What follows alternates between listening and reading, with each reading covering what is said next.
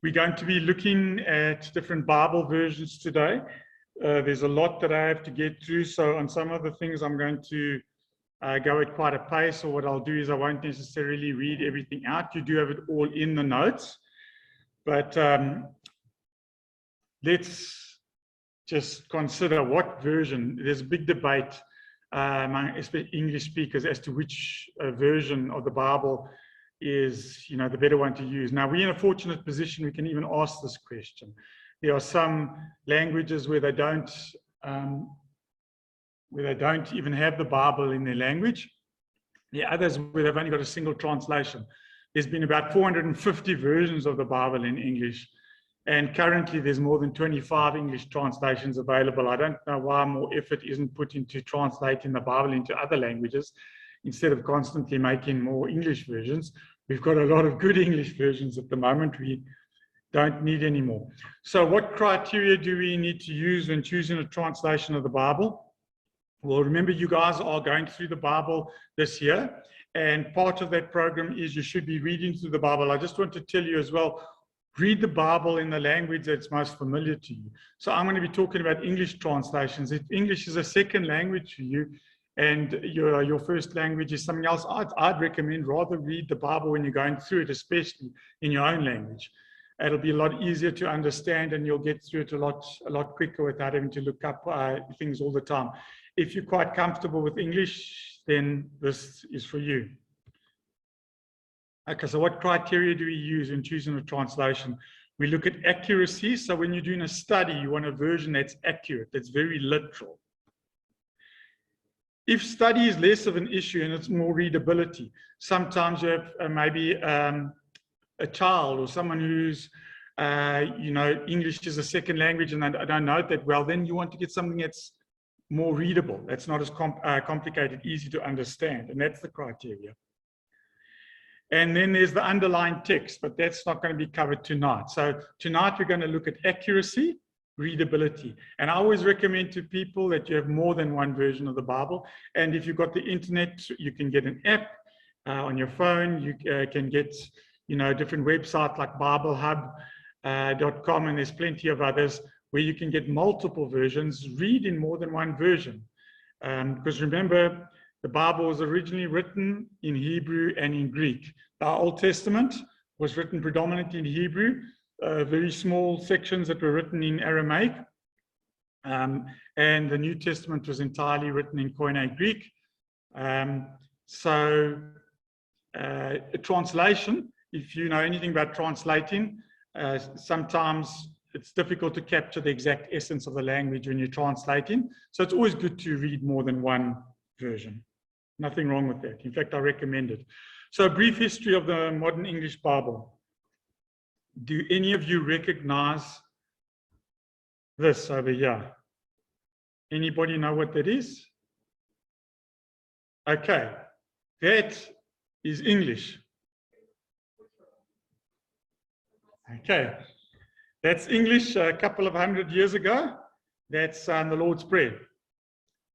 And so that's the English in 990. That's what they called Old English.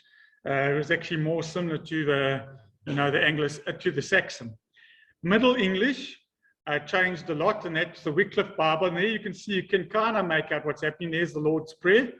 The spelling looks atrocious, but that's how it was spelt in those days. And so just to tell you a little bit about English, the first one you saw there was Old English. Then we got what was called Middle English. And then after that, you got Modern English. Now, the King James Bible, which is very unknown, is actually in early Modern English. It was in the Elizabethan era, the time of Shakespeare. And then obviously Modern English is what we use today. And we know there's a big difference even between Modern English and early Modern English. If you read the King James, you can see with the Old English and Middle English, it's not even recognizable. So it's important. It's good for new translations to come out because languages change. And over time, words change meaning. And as you saw, spelling changes and some things become archaic. So there's nothing wrong with having things updated. And so William Tyndale was a very gifted scholar, and he was the first to translate the New Testament into English directly from the original Greek. There had been people like Wycliffe who had translated it from the Latin Bible, the Vulgate. So that was a translation of a translation. Tyndale went back to the Greek, and in the Old Testament, he went back to the Hebrew. So there was only one translation and made it more accurate. And for his efforts, he was arrested, strangled, and burnt at the stake. They didn't want the people reading the Bible. They didn't think it was good for the common people to have the Bible. But the Lord answered his prayer. When he was burnt at the stake, as he was dying, he prayed, God, open the King of England's eyes. And within 4 years, there were 4 English translations of the Bible, which had been, allowed by the king, based on Tyndale's work. Now, most of Tyndale's work actually found its way into the KJV, so he was an excellent translator. And about 84% of the New Testament in the KJV was actually drawn from William Tyndale, and more than 75% of the Old Testament books. So, as I say, a very gifted man, working in the 16th century. So we must never forget the price that was paid to get us our Bible. So yeah, I'm not going to go into all of this. I've just given a list here of early English Bibles. I'll mention a few. 1382 was the Wycliffe Bible. Middle English, as I showed you. It was handwritten. They didn't have printing presses yet. It was translated from the Latin Vulgate. So it was a translation of a Vulgate. And then after Tyndale, there were a whole lot of Bibles. A lot of them drew heavily on Tyndale because he translated from the regional languages. All the way down to 1611, where you got the KJV, which is a very well-known Bible because it's still even used today.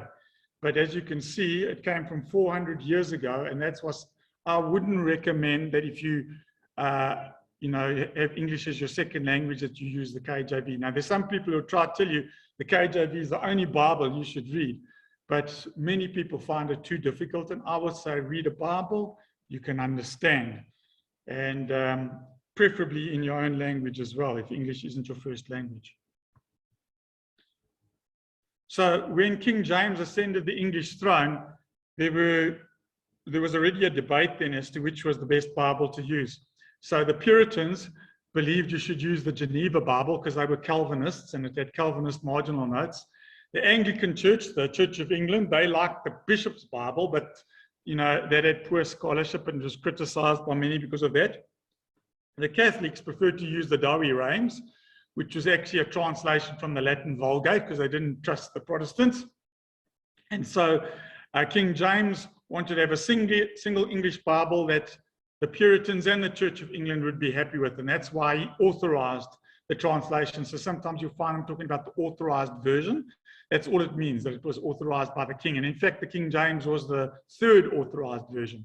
There had been the Great Bible that was authorized by King Henry, and there was also an authorized version in the time of Queen Elizabeth. So this was actually the third authorized version, but that's what they mean when they talk about the authorized version. And it took over 250 years before the KJV was actually even revised.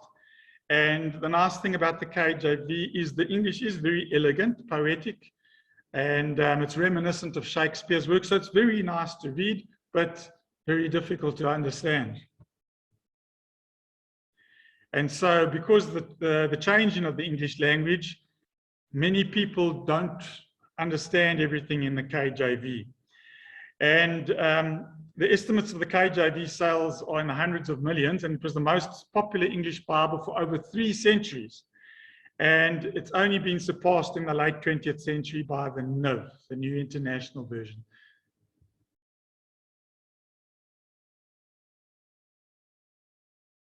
And so let's look at translation methods.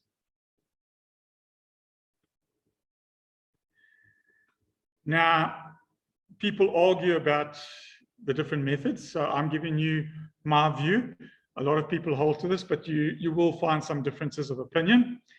Okay, so one of 3 methods. You can get formal or complete equivalence. When you translate, and if you decide I'm going to try use almost word for word, that's formal equivalence. It's a literal translation. Okay. dynamic equivalence, that is thought for thought. So you don't necessarily do word for word, because also the grammar between different languages are different, and sometimes idioms are different. So if you go literal, you'll sometimes find it extremely awkward to read in a receptor language.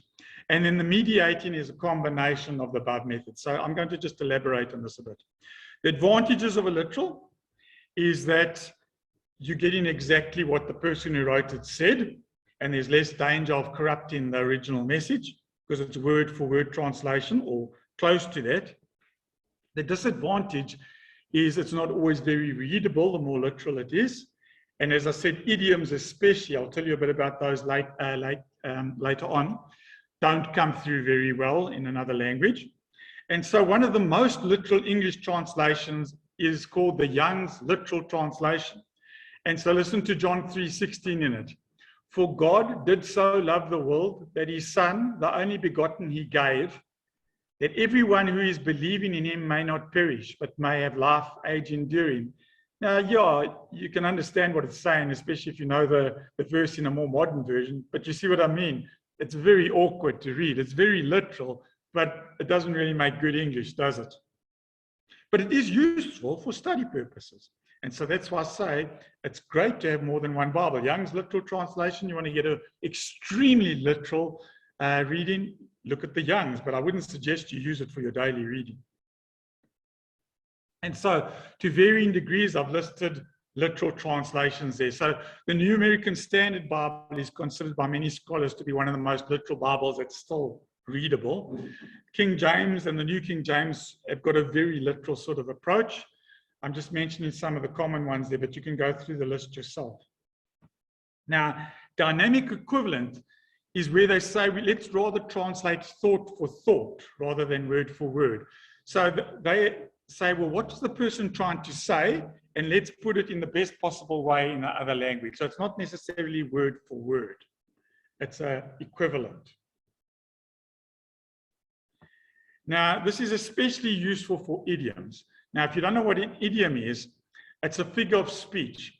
So not too sure if you all know this idiom. It's quite a common one. If someone says it's raining cats and dogs, now you don't expect to go outside and see that, to see cats and dogs coming down.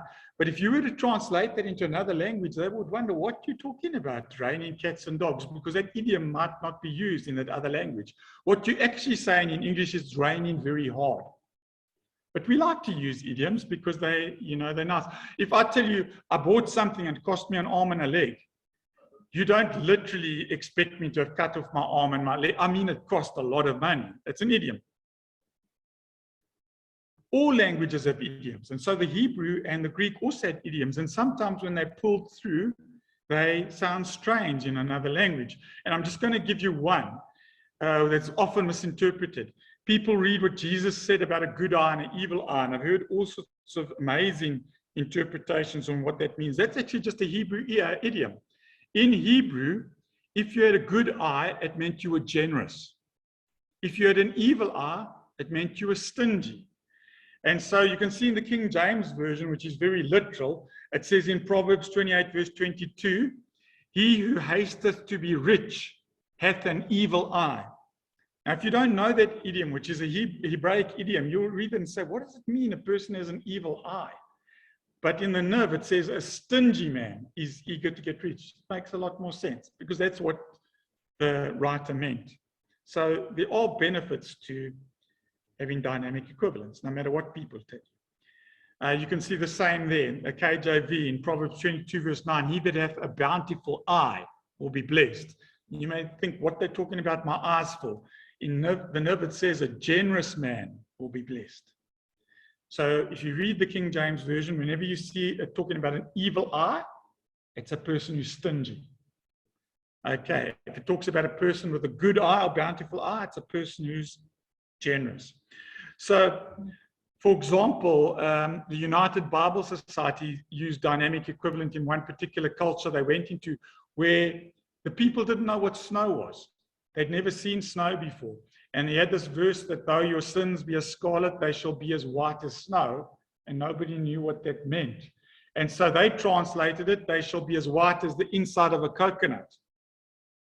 Now, I don't have a problem with that, because what Isaiah was saying is that your sins will be washed away. If you say it's as white as snow, as white as the inside of a coconut, I don't, but some people get very offended and say, oh, you're changing the Bible. I don't believe that that's changing the Bible. It's just trying to make it more understandable for people who won't understand the idiom.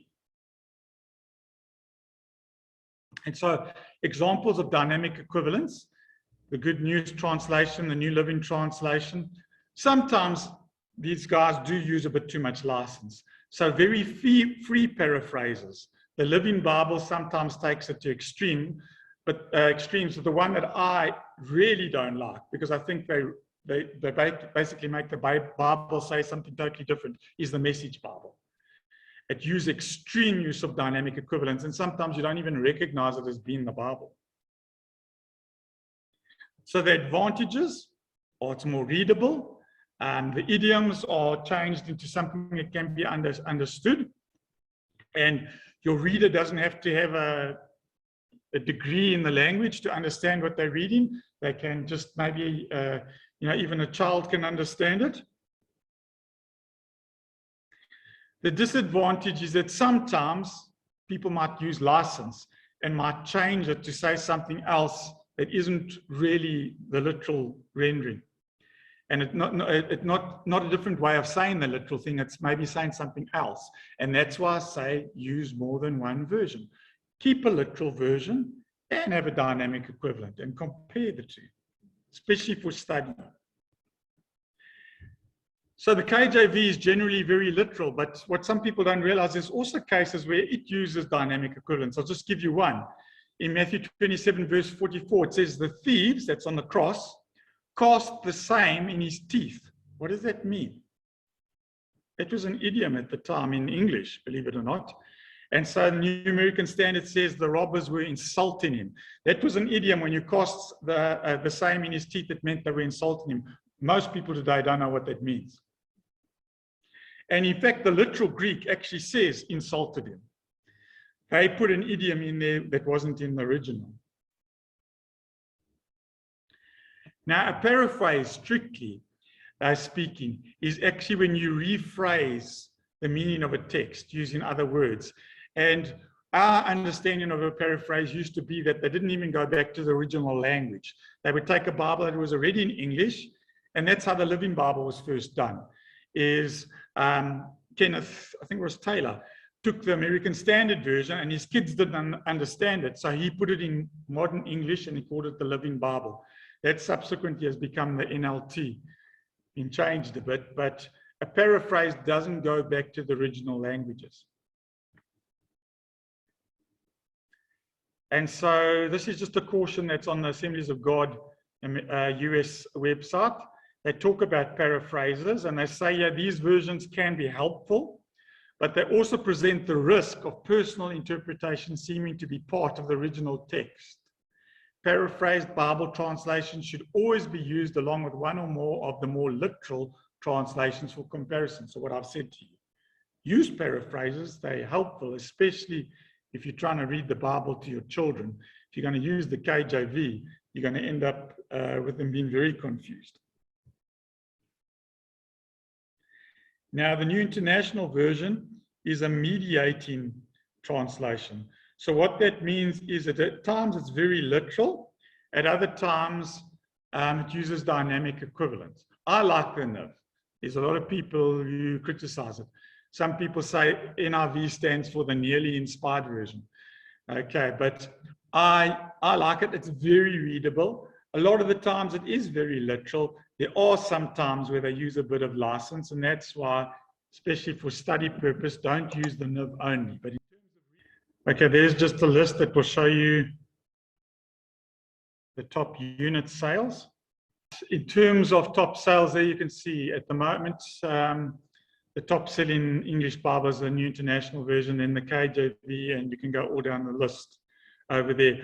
I've put them in green, dark green, where it's very literal, lighter green, where it's less literal, and the Message I put in red because it's extensive paraphrase.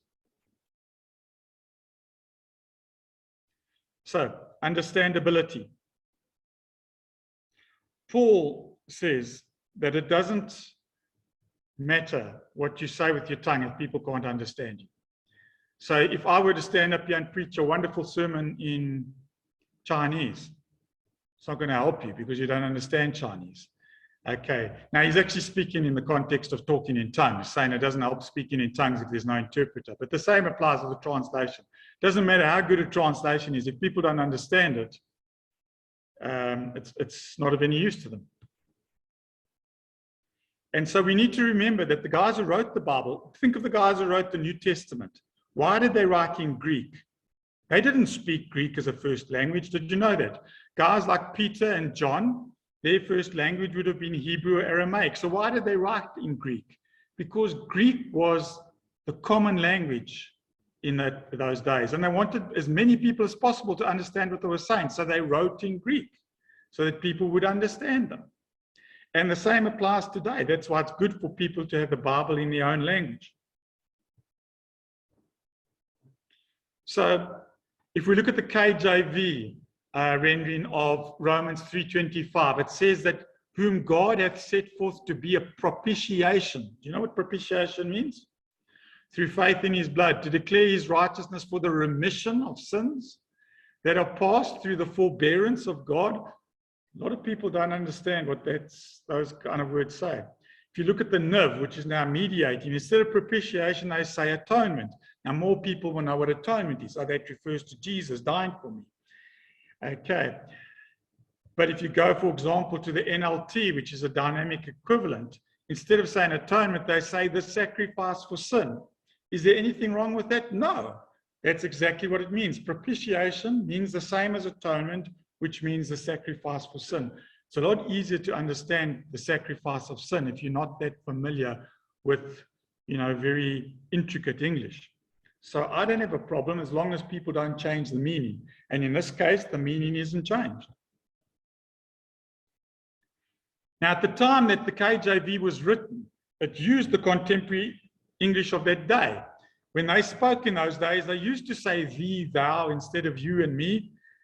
And their verbs always used to end with ist and ith. So they would say thou doest and thou givest and, thou hadest. You don't speak like that today. And so one of the problems of the KJV is that there are many archaic words that have lost their meaning. There are even cases where some of the words have changed meaning.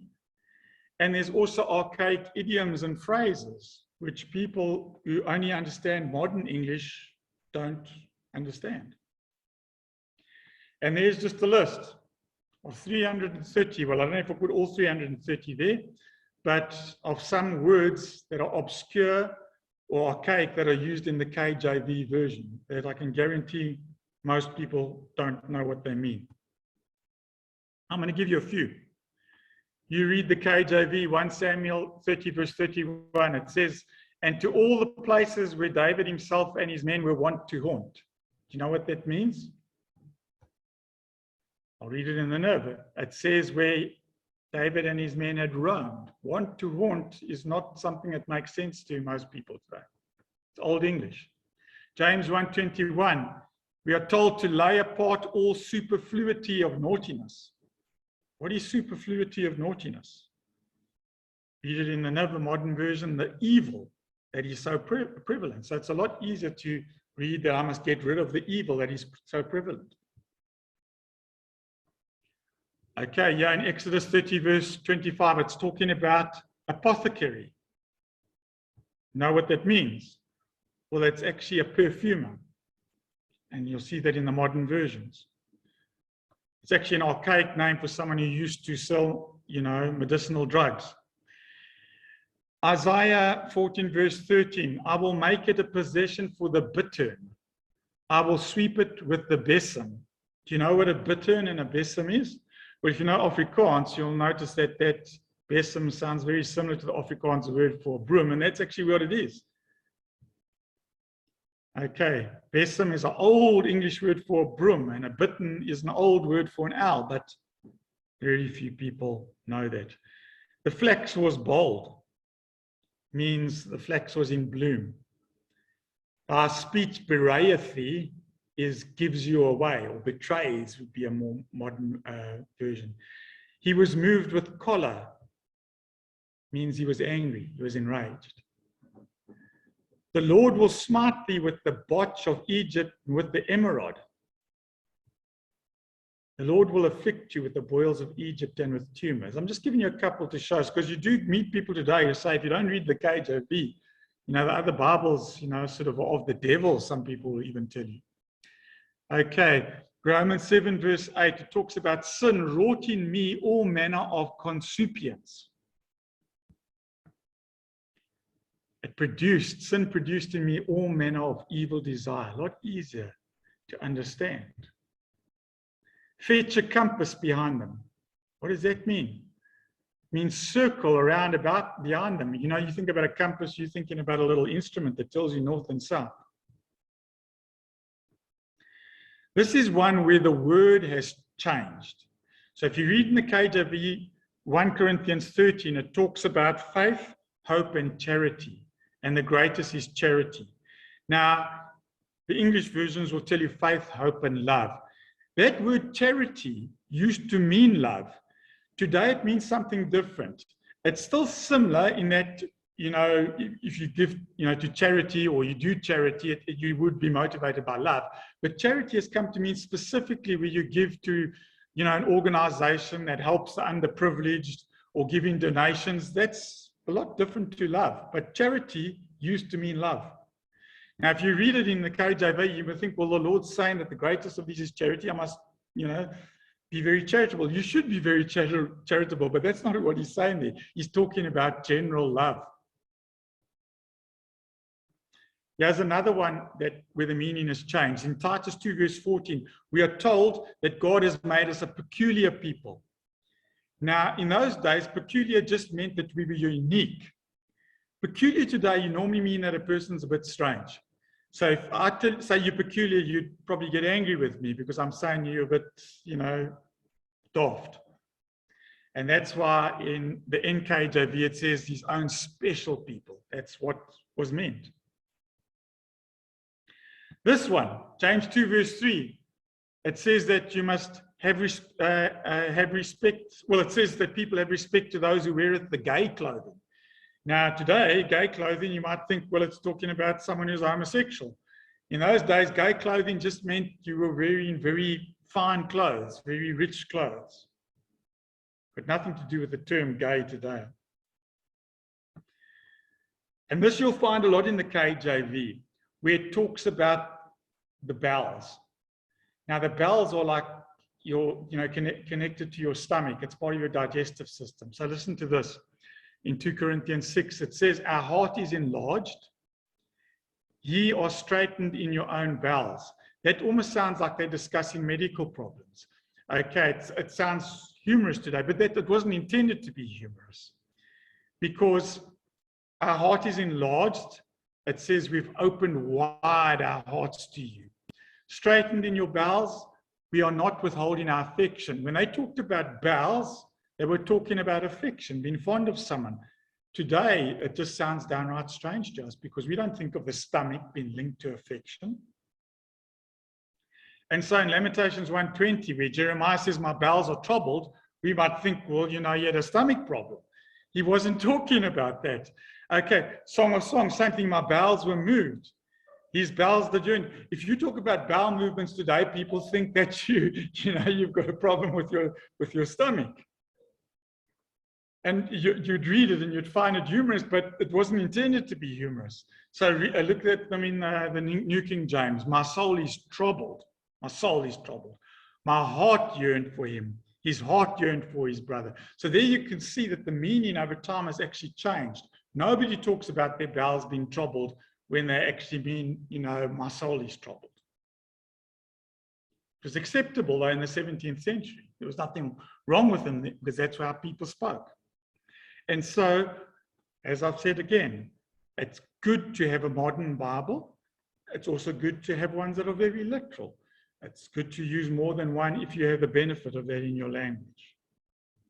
So if you like the King James, but because it's a very, beautiful, elegant sort of version, but you find that you battle with words like that, I'd recommend then you use the New King James, because what the New King James does, it tries to follow that style, but it takes away all the archaic words. So that won't use the thou, thee, he, and thine, and all those kind of words have been, throwing at you now. It replaces them with modern words, but generally it still tries to keep it the same as the KJV, and so a lot of people enjoy the NKJV for that reason.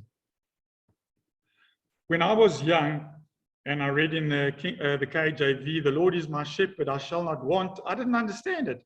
I thought, why would I not want the Lord as my shepherd? Because that's what I thought it was saying. The Lord is my shepherd, I shall not want. But I do want the Lord.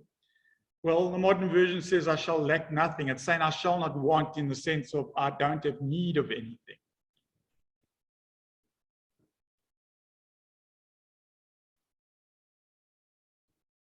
And if you do encounter some people, as I said, we will tell you can only read the 1611 King James Version. And that's the one I've got, and it's the only one I use. What they don't realize is they don't have the 1611 King James Version. In fact, the King James was revised in 1769 to make it more contemporary then. So there, if you think you've got a King James Version 1611, then go look at Matthew 6 verse 9. And if it's rendered like that top one, then you have, but I doubt you've got it. Okay, 1769 is the one that people are familiar with today. So almost all the King James versions today follow the 1769 and not the original one, because it was actually changed, because already then a lot of the spelling had become archaic.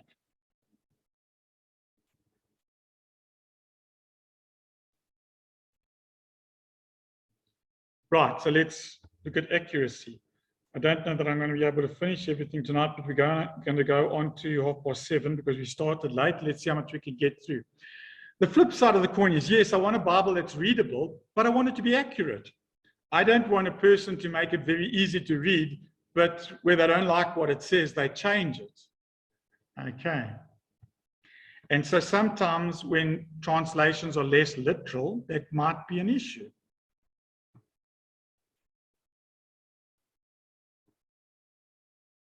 So I want to give you a few examples of how, especially an extreme paraphrase, because as I say, I dislike the Message version. I don't recommend you use that even for children. If you want something that's easy to understand, then use the NLT or the Living Bible. At least they sort of follow, the text. The Message changes the text in a lot of places. So the New American Standard says, a man of many friends comes to ruin. The NLT, which is the one I said is, dynamic equivalent, it says there are friends who destroy each other. But the Message says friends come and friends go. Now, that might be a valid saying, but how is that the same as a man of many friends comes to ruin? It's saying something totally different. John 3:16, the New American Standard says that whoever believes in God's only begotten Son will have eternal life.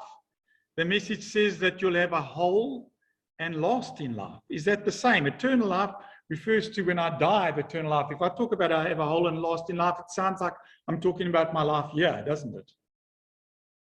And so, again, I don't like that rendering there at all. Matthew 3 verse 7, the New American Standards, renders that you brood of vipers, who warned you to flee from the wrath to come? Look at that, and the Message just expands it. It says brood of snakes, but it says, what do you think you're doing slithering down here to the river? Do you think that a little water on your snake skins is going to make any difference?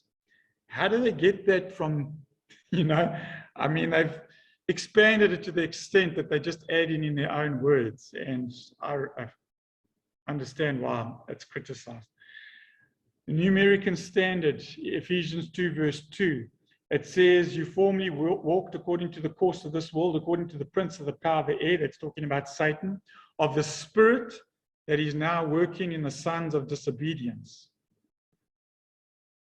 The Message says it wasn't so long ago that you were mired in that old stagnant life of sin. You let the world, which doesn't know the first thing about living, tell you how to live. You filled your lungs with polluted unbelief and then exhaled disobedience. Now, that might sound very nice, but it's not what's been said there. And there's nothing there about Satan. because when it's talking about the prince of the power of the air, that's a reference to Satan. And you understand that if you read there, there's nothing there about Satan.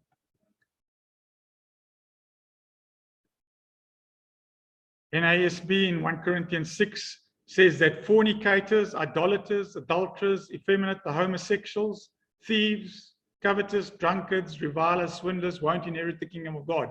That makes good sense, doesn't it? The Message now just makes it very short and says, those who use and abuse each other, use and abuse sex, use and abuse the earth and everything in it, don't qualify citizens in God's heaven. Well, that's quite a summary. What happened to the homosexuals and the effeminate and the adulterers?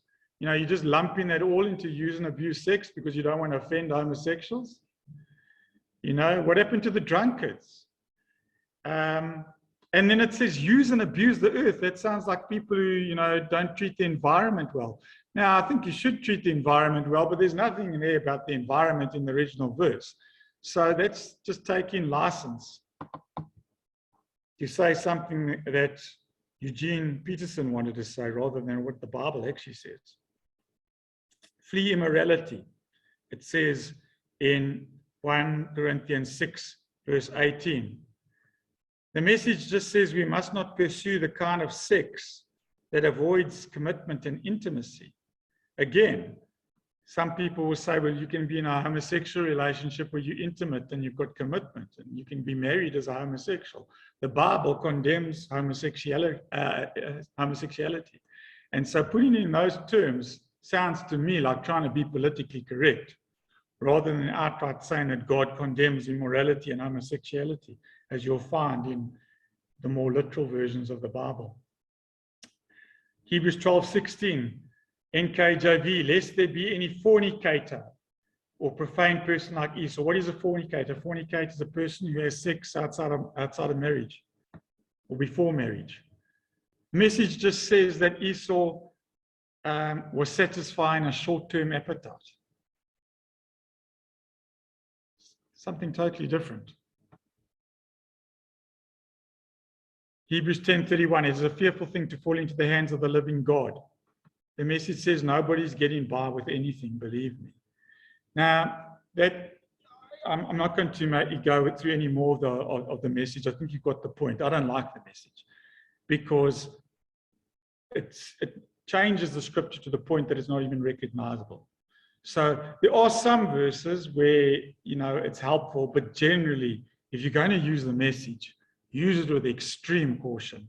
And in these kind of cases where they're actually saying something totally different, it's one thing to take it and say, well, this is very hard for people to understand. Let me put it in simple English. That I don't have a problem with.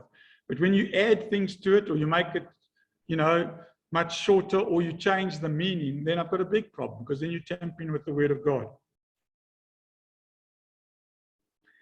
And so there, in terms of understandability, there's just a ranking, and you can go through that, where you see what grade of English you'd need to understand that according to some experts. And you'll see that ones like the New International Reader's Version only requires a grade 3. And, you know, the New International Version is ranked at a grade 7. As you go into the ones that are more literal, they say, for example, that the KJV, you're looking at someone who's at least got a grade 12 in English. And you go to Young's Literal, then it's basically plus grade 12, because that's the one where it's extremely difficult to understand. So this balance between literalism and readability. And my advice, have more than one English Bible. And if you're going to use it for study and for preaching, make sure you rather use a literal one.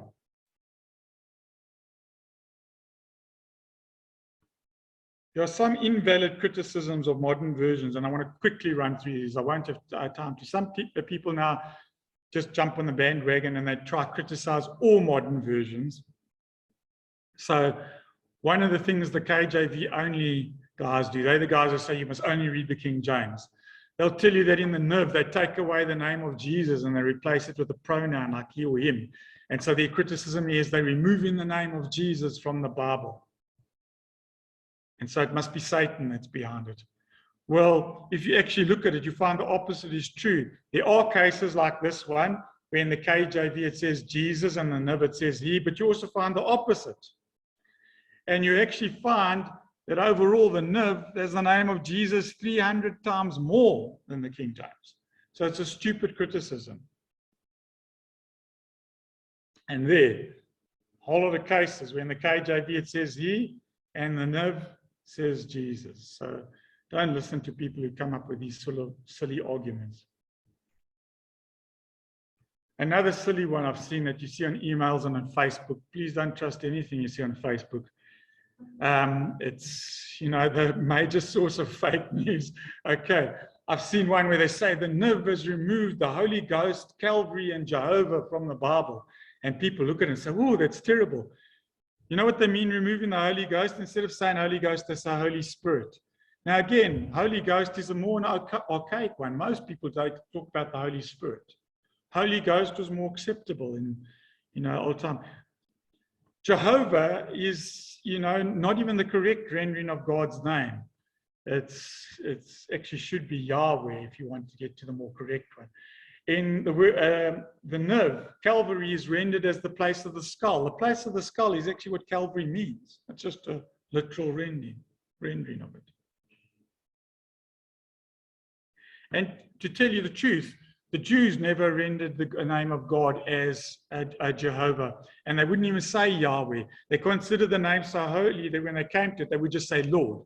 And that's why in most English Bibles, you'll find that when you have the word Jehovah or Yahweh, they actually put it as Lord in capitals to differentiate from Adonai, which is the Hebrew for Lord.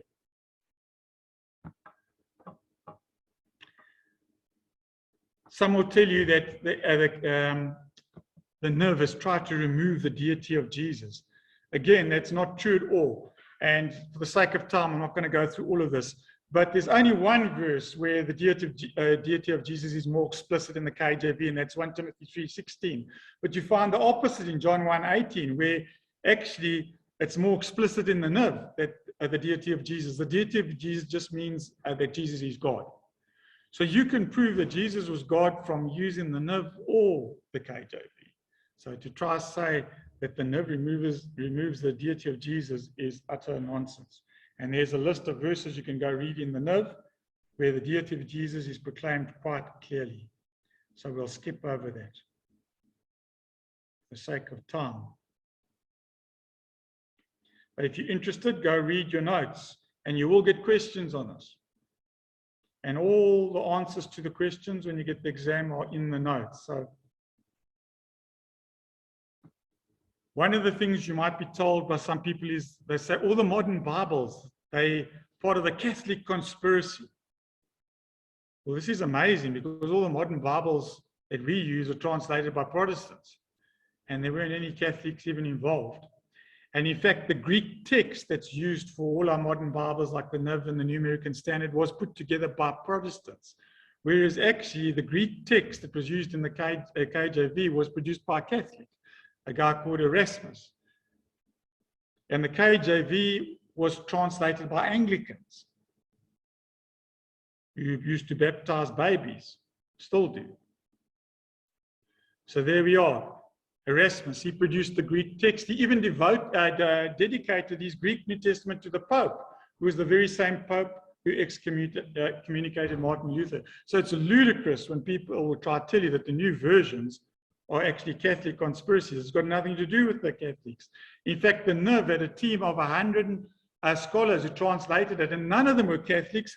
And on its board, it even had the Assemblies of God, which is our denomination. You won't find that in other Bibles. So I don't know how that can be a Catholic conspiracy when you had no Catholics there. In fact, the Catholic Church today uses the Apocrypha in their Bibles. We'll see more about this later.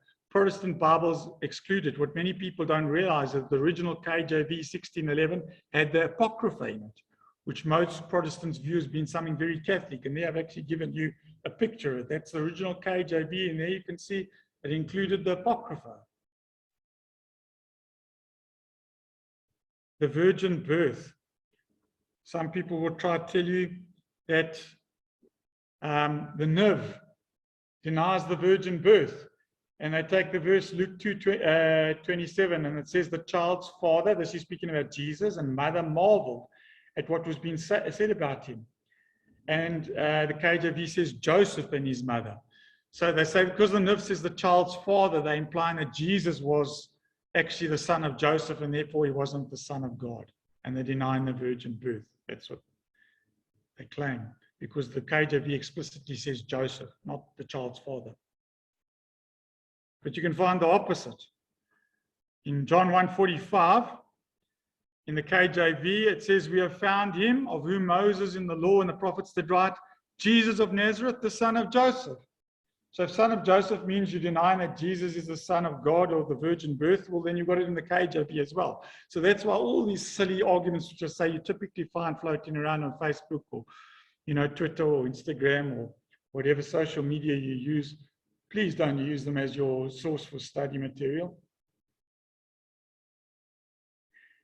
And if you go read the NIV, you'll find it clearly speaks, yes, from the NIV. The virgin will be with child and will give birth to a son. There's no denying of the virgin birth in the NIV. That's utter rubbish. So, we've got 10 more minutes. So this one as well, unfortunately, I have to go through quickly. There's some people who tell you, well, the NIV is soft on homosexuality. And they'll point out that Virginia Mollenkott, who is now a self-proclaimed lesbian, they'll say she was one of the translators of the NIV. Well, she wasn't one of the translators of the NIV.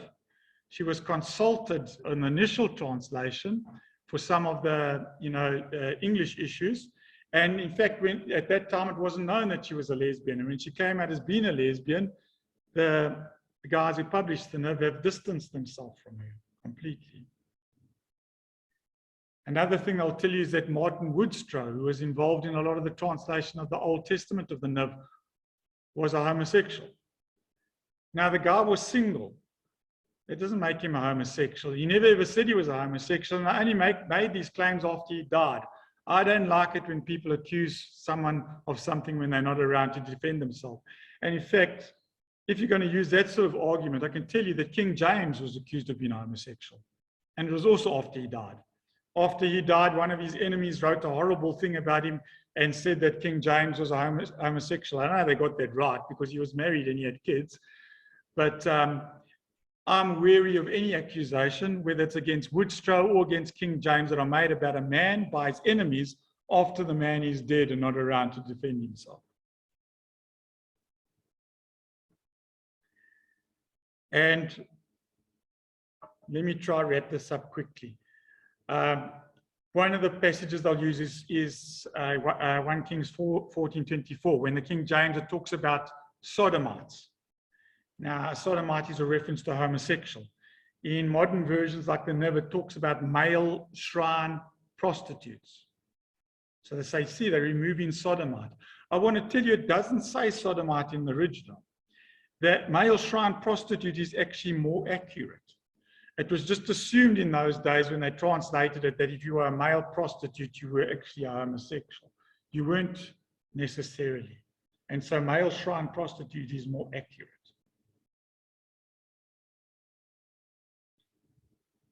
So, if you look in the NIV, it says homosexual offenders won't inherit the kingdom of God. It's quite clear about homosexuality. We find that in the city of Sodom, they called to Lot saying, bring out those men so we can have sex with them. And what does Lot say? Don't do this wicked thing. So it makes it clear that that is a wicked thing. And in fact, because of the criticism it was made that the NIV was not as clear on homosexuality as it should be, the latest version of the NIV, they've actually made it even stronger, just to counteract that accusation. And so this is what one of the translators said, or the guy who headed the translation committee, in 1 Corinthians 6 verse 19. They say that the 1984 NIV rendering did not make clear whether homosexuality activity per se was being condemned. And so what they did is they explicitly said, instead of homosexual offenders, they said men who have sex with men. They made it very clear. So if you go read it in the modern Niv, they make sure that God condemns men who have sex with men. So people who try to criticize them or say they support homosexuality can be very clear of their stance there. So again, it's a silly criticism. So I'm going to skip over the rest of this. Again, you can go read the notes for the rest of it. I just want to assure you that the Niv condemns homosexuality. Then one of the things, and I'll probably have to end with this one of the silly claims that these guys will make is they'll say that modern Bibles are all inspired by Satan. And some of them even attack the NKJV, and I've given a quotation there from one website where they say all other Bible versions are tainted by the hands of Satan and his minions, including the New King James Version. And they talk about them as being Satan's counterfeit Bibles. Well, it's very strange because in the Niv, Jesus says, I saw Satan fall like lightning. If Satan inspired the Niv, he did a bit of a bad job because he forgot to remove verses like that. It says in Romans 16, verse 20, that God will crush Satan under your feet. Acts 26, verse 18, turn them from darkness to light and turn and away from the power of Satan to God. So Satan did a bit of a bad job if he inspired the modern versions because he's got verses in there which talk about his downfall. So you can see how silly these things are. And yet some people believe them and, pass them on. In fact, I saw one recently which tries to discredit the Niv, and let me just tell you this one because it's still floating around in some emails and social media. This is what it says. I'm sure you know that the New International Version, Niv, was published by Zondervan, but is now owned by HarperCollins, who also publishes the Satanic Bible and the Joy of Gay Sex. So they're trying to say, well, the Niv is published by the same guys who published the Satanic Bible and books on homosexuality. I want to tell you that's true, but the same publishing house also publishes the KJV Bible, because these publishing houses will publish anything. That's like saying I'm not going to buy a Bible from CNA because I saw a book there on homosexuality or a book on Islam. If you go to the CNA, they've got, they're not all the books there are Christians. It doesn't mean you can't buy a Bible from them. So these publishing houses, and you see how they give you half the story. They'll say, well, they publish, the Satanic Bible and the Niv, but they also published the KJV. And they took something off the internet. You can see Zondervan King James Study Bible. In fact, HarperCollins bought out Zondervan in 1988. And it's the world's biggest publisher. And it distributes books of every genre, a lot of which we find offensive.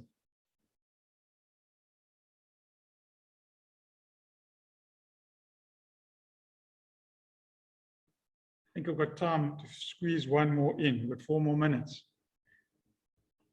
Isaiah 14, verse 12 in the KJV says, how art thou fallen from heaven, O Lucifer? I'll touch on this when I speak about spiritual beings. And so everybody knows that Lucifer is Satan, isn't it? Well, let me tell you, there's nowhere in the Bible where it calls him Lucifer. That particular verse, you'll find all the modern versions render it a morning star. And again, the KJV onlys will say, look, they took that out of the Bible. Satan isn't called Lucifer in the Bible. So where did that term come from? It actually came from the Latin Bible. In the original Hebrew, it doesn't say Lucifer at all. In fact, the term Lucifer is a compliment. Lucifer means a morning star.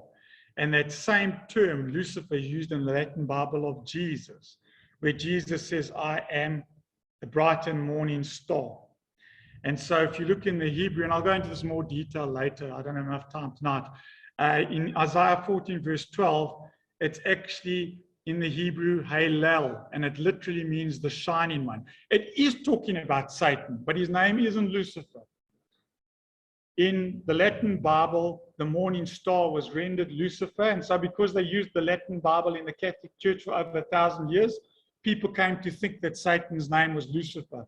His name isn't Lucifer. He's called a lot of things like Belial and Satan and the devil, which are all terms that are used in the Bible of him, the prince of the power of this air, and we'll go into more detail on that. But Lucifer is actually not a name for Satan, and that's why you'll only find it in the KJV. It's something they pulled over from the Latin Bible. It wasn't in the Hebrew Bible. And that's why I say, and there you can see in the Latin Bible, Isaiah 14 verse 12, but you notice Lucifer's in small letters. It just means morning star. The interesting thing is, if you get the 1611 edition of the KJV, the one that they'll tell you is the most accurate, you'll find that in the side notes, that when they say Lucifer, they actually mention, they look in the side notes, or day star. So the KJV translators recognize that Lucifer could be rendered as day star, and it's actually not a proper name. So, to wrap it up, and I know I've gone at quite a pace, but we had to for time constraints. If you've got any questions, you're going to have to either email me or WhatsApp me or call me. My summary is, which Bible is best? Use more than one translation. You can even consult paraphrases at time for readability, but do it with caution. If you're going to use a paraphrase, always check a literal Bible as well. My own advice is use the message very sparingly, because a lot of the time, as I pointed out to you, it's not even recognizable as actually being the Bible. You might think I don't like the KJV, but I do.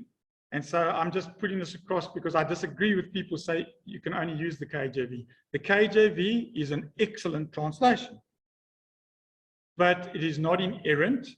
The original scriptures in the Hebrew and Greek are inerrant. That means there's no mistakes. It's a translation. And neither is it the exclusive word of God. It is also difficult to understand, especially for children and people who don't use English as a first language. As I told you earlier, if you like the language, use the New King James Version. New King James Version, excellent Bible. The NIV is a great Bible for balance between readability and literal rendering. But again, I would tell you that if you're using it for study, there's certain places where it's not as literal as it could be. So make sure if you're using the NIV and you come across something, especially where maybe it seems a bit obscure, check a literal Bible as well. So, accuracy for study, literal translations are better. The New King James, the King James, the New American Standard, the English Standard Version. You can also today cross-reference the Hebrew and the Greek if you come across a passage which you find a bit obscure, and they do all the hard work for you. You don't have to be an expert. And use dynamic equivalents at times, but don't use them exclusively. And as I mentioned earlier, if English isn't your first language, or if you're not proficient in English, I would recommend that, especially when you're reading the Bible cover to cover, as we're doing in this course, try read it in your own native language to make things a lot better. If you want, you can read it in that and in English as well. But always read the Bible in a translation that is easy to understand. Because, as Paul says, it doesn't make any sense if someone's speaking something very eloquently and you don't understand what they're saying.